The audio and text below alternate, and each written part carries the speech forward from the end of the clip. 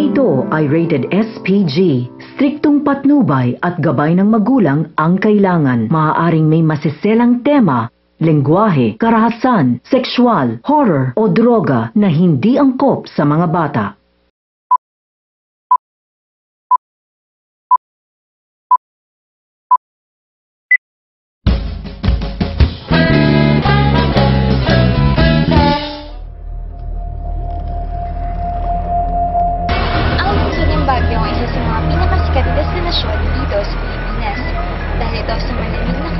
Magagandang infrastruktura na talaga namang dinadayo ng mga turista. Mahigit 100 taon na nga ang lungsod ng Baguio, kaya hindi na nakapagtataka na napakarami mga kwento ng kapatalakhan ang umiikot tungkol dito. Kaya, samahan ng mga tuklasin ang ilan sa mga pinaka-nakakatakot na lugar dito sa Baguio.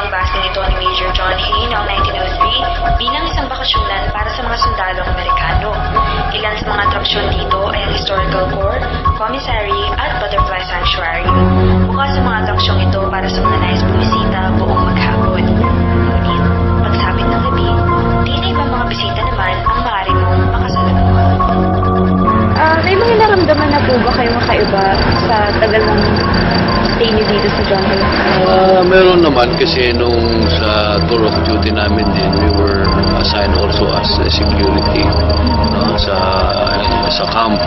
And in fact, when it's drizzling, sometimes we notice that there are also, sa playground, sa scouting ng playground, gaya ng mga, yung course nga, yung mga playground natin sa children, nag-move yan when it's drizzling, especially during midnight, ganyan.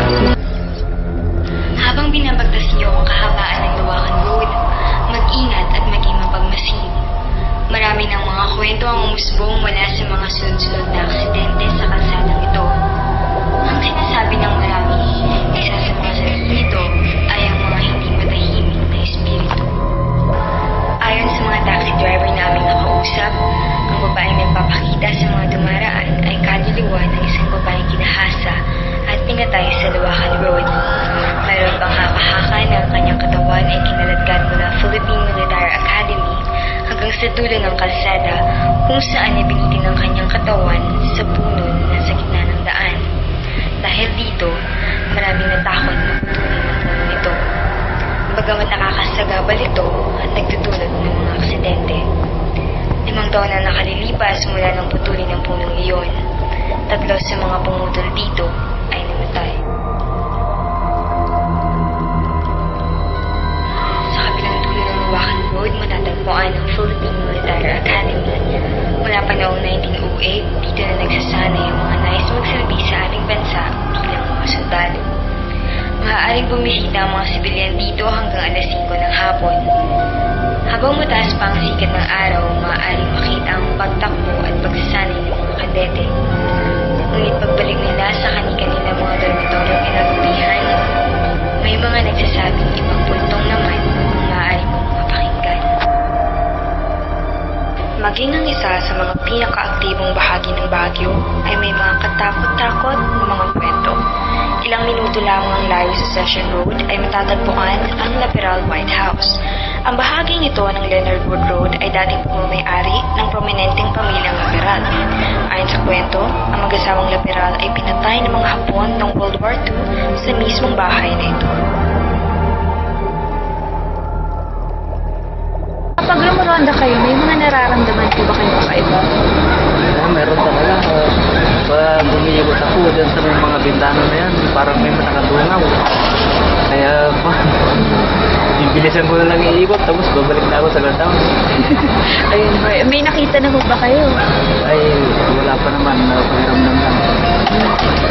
May mga naririnig po ba kayong kwento tungkol sa mga bumibisita dyan? Oo, marami yung lalo na yung mga may taltay, gano'n. Ano? Pagpasok pa lang nila, nararamdaman na daw nila parang mabigat na yung katawan nila. Na nandun na daw. Kaya kung minsan din, natatakot na rin ako. Tingnan ng mabuti ang darawang ito. O ito na aming kamera sa loob ng Newman Hotel. Sa kanilang bintana